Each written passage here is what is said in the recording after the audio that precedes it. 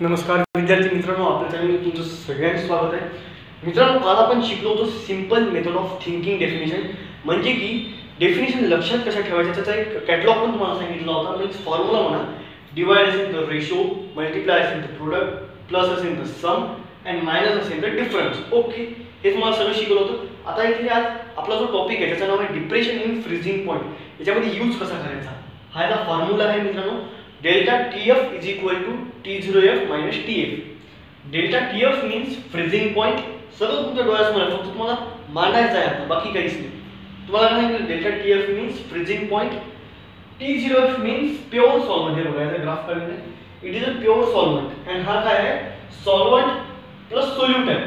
त्याला काय म्हणू शकतो आपण, साल्ट वॉटर पण म्हणू शकतो, सोल्यूट पण म्हणू शकतो.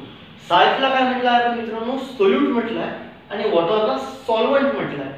तो solute plus solvent is equal to काय होतं, सोल्युशन. म्हणून तुम्ही तुमच्या लँग्वेजमध्ये याला सोल्युशन पण म्हणू शकता अँड साल्ट वॉटर पण म्हणू शकता. त्याची डेफिनेशन कशी आयडेंटिफाय करायची, हे बघा, इथे मायनसची चिन्ह आहे. तर मी तुम्हाला कॅटलॉग दिलेला आहे, बघा.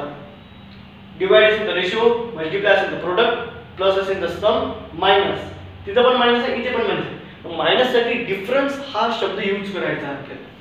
तर आपण हे बघा, आता डेफिनेशन कशी क्रिएट होते. Definition, लक्ष द्या. The difference between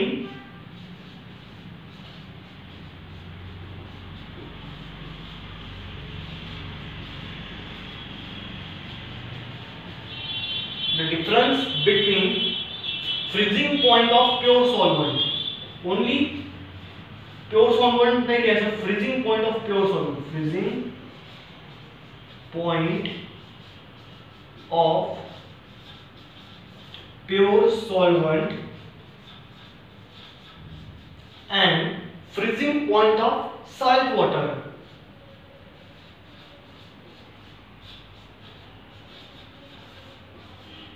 Freezing point of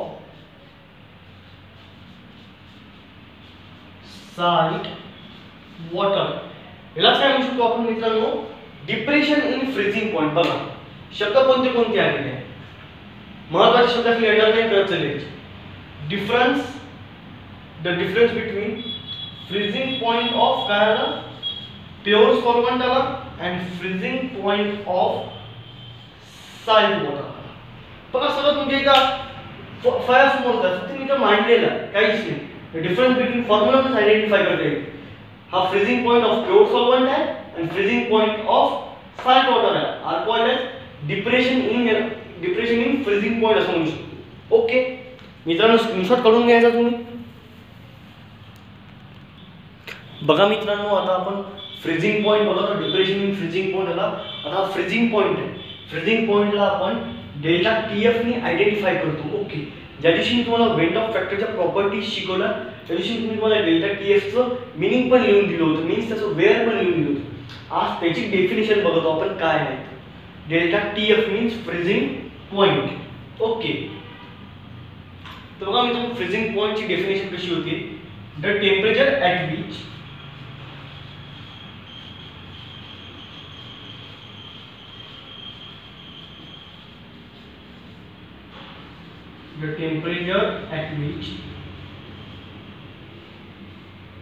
liquid phase and solid phase substance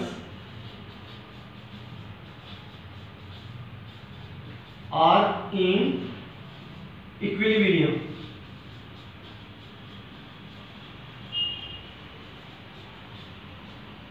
Hence it is called as, आपण काय म्हणू शकतो, आपण याला फ्रीजिंग पॉइंट. ओके, फोटो काढून घ्या तुम्ही याचा.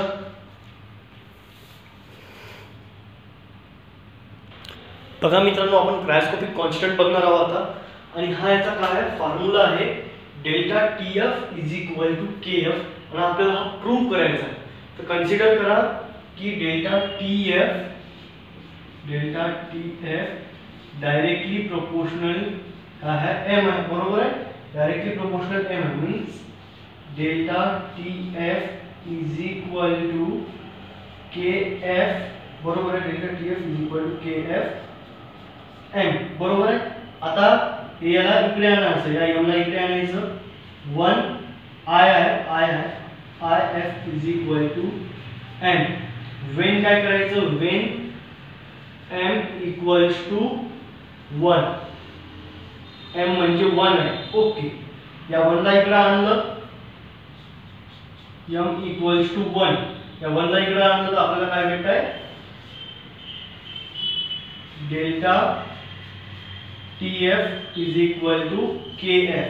आणि आता याच्या या फॉर्म्युल्यावरूनच हा प्रूफ झाला आहे. आता याच्या या फॉर्म्युल्यावरून आपल्याला याची काय करायची आहे, डेफिनेशन बनवायची आहे. तर डेफिनेशन कशी बनते बघा. Cryoscopic constant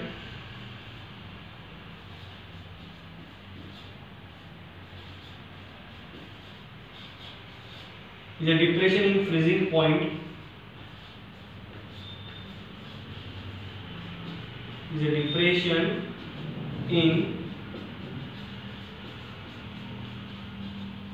freezing point when molality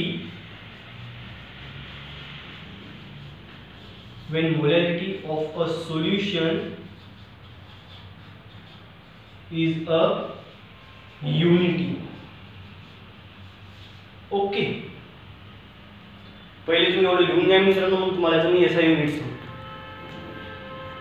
definition पुन्हा एकदा सांगतो.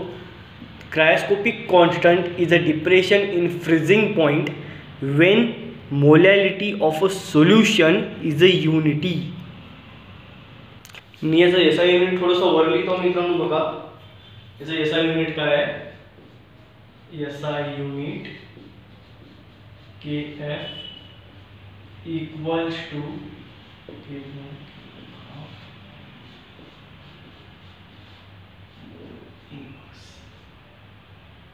हे याचं SI युनिट आहे मित्रांनो. याला हे लिहिलं मला अर्धा मार्क मिळणार. ओके, ठीक आहे, तुम्हाला समजलं असेल मी आशा करतो. And thank you.